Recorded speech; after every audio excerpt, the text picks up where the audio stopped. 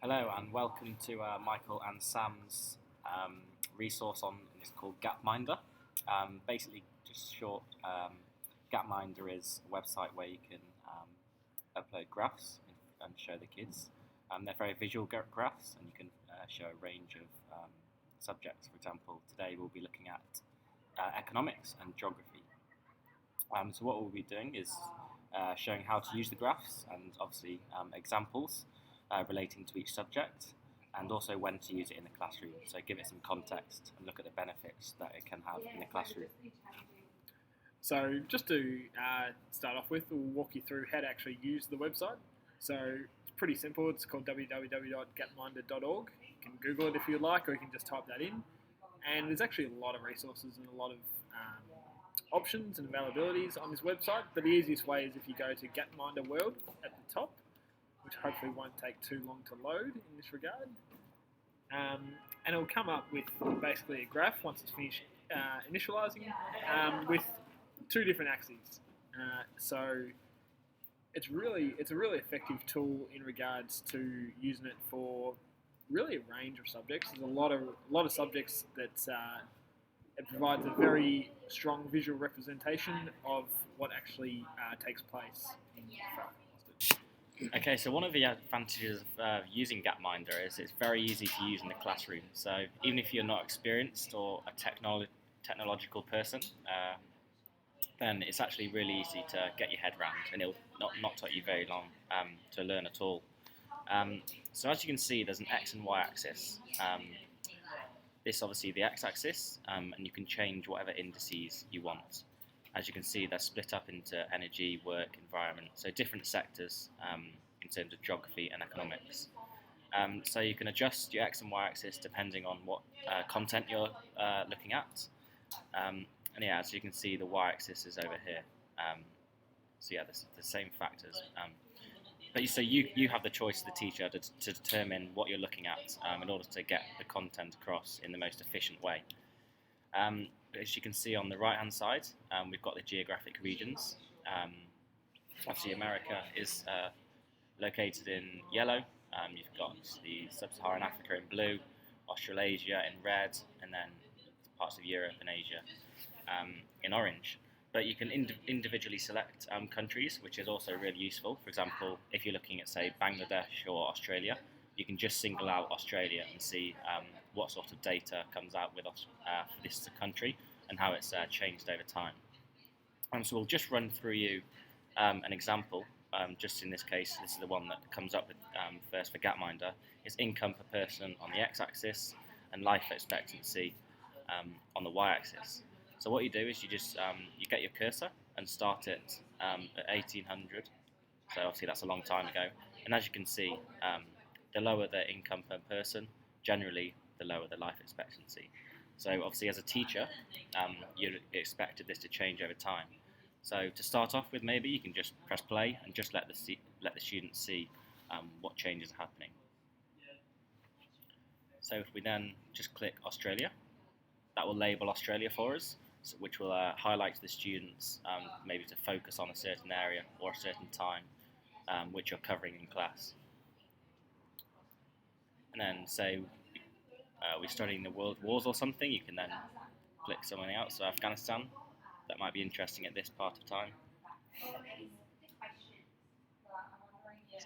and so on.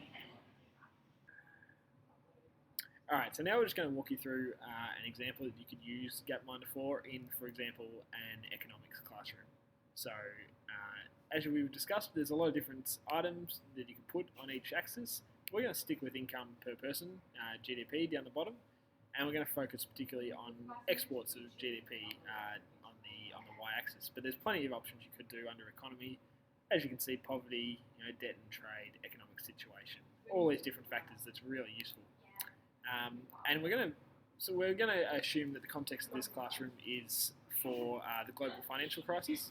So if we just let it play now, and you can see a general trend that even though there's a bit of volatility, the general trend is slightly upwards. Exports do increase. If we slow that down a bit, if we just replay that, as you can see, roughly around 2007, 2008, there is just a slight drop.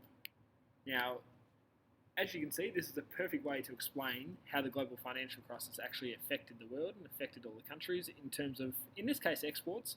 But as we discussed, you could look at a range of different factors under the economy, and you could start to factor in like life expectancy, society, even health, all the impacts, all the different factors that were impacted by the global financial crisis.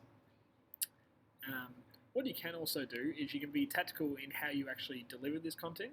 So you could choose as a teacher to possibly play this first before the topic and say, come 2007, 2008, what actually happened? Why was there that slight dip that we saw? Or you could actually teach the content beforehand and then show this visual representation to actually show sort of an image and a contextual reality of what really did occur. Okay, I'm now going to come from a geographical perspective. And we're going to be actually looking at something that I've used in class recently at my recent placement school. So as you can see from the x-axis, we're going to be looking at time, and on the y-axis we're going to be looking at the life expectancy. Obviously in geography we were looking at a lot of social and population control, so we're looking at how life expectancy changes in different parts of the world and what factors could be causing this.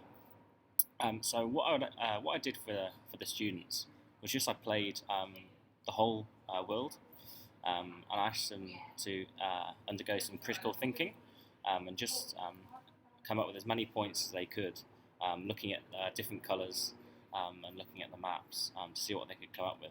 So this is what I showed them, and as you can see, most of them could come up with that life expectancy has increased over time.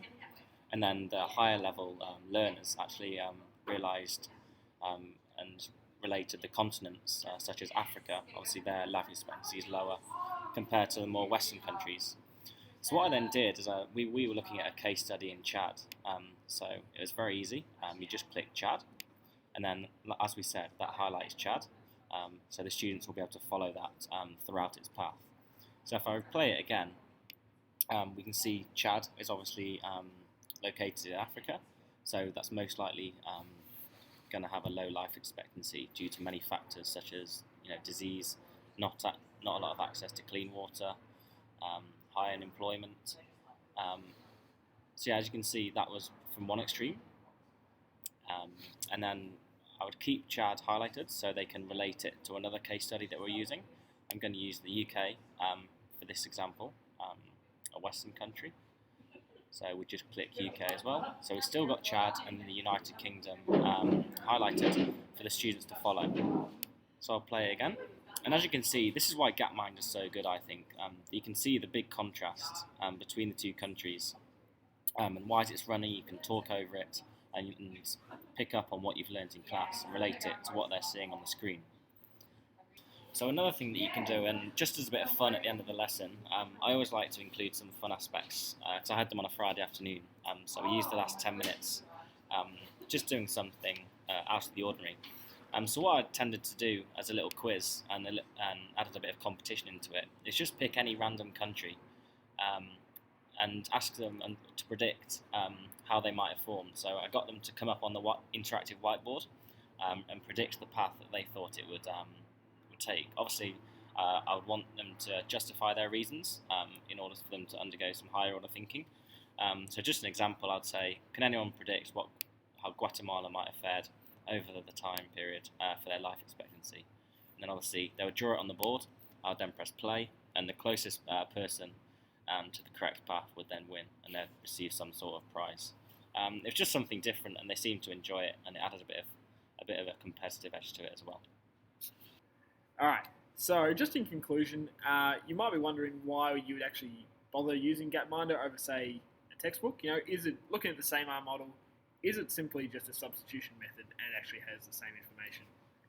We would argue that it actually extends and adds value to student learning in comparison to a textbook for a few reasons. So one of the main ones is, as a teacher, you can decide what order to actually present this information. So you could present this information as an initial introduction and have students guess or predict what they think might happen, or you could do it as a conclusion where it's more a summary and a visual representation of what they've already learnt. But the opportunity and the ability to actually predict what they think might happen asks and extends the gifted students, and it provides an opportunity for general higher order learning and higher order thinking. The other thing it does is it provides the opportunity for a piece of comparison. So as we've discussed in our examples, you can compare 2 countries, 3 countries, 5 countries, it doesn't matter. You can compare information and data and see the differences and the different impacts over time. Again, in comparison to textbooks where just the general information is provided on the page. And finally, it's the data here is constantly updated. If we click on the tool up here, the link on data, and you'll be able to see the data itself is actually constantly updated. So the information we have our students using is actually constantly up to date and first class. Whereas textbooks, once they're printed, they are printed. That's the information, and it's not necessarily what students might be learning from a textbook might not be up to date and the most timely of information. So thank you for watching our video. We hope it's been productive and informative. And if you want, subscribe to our channel.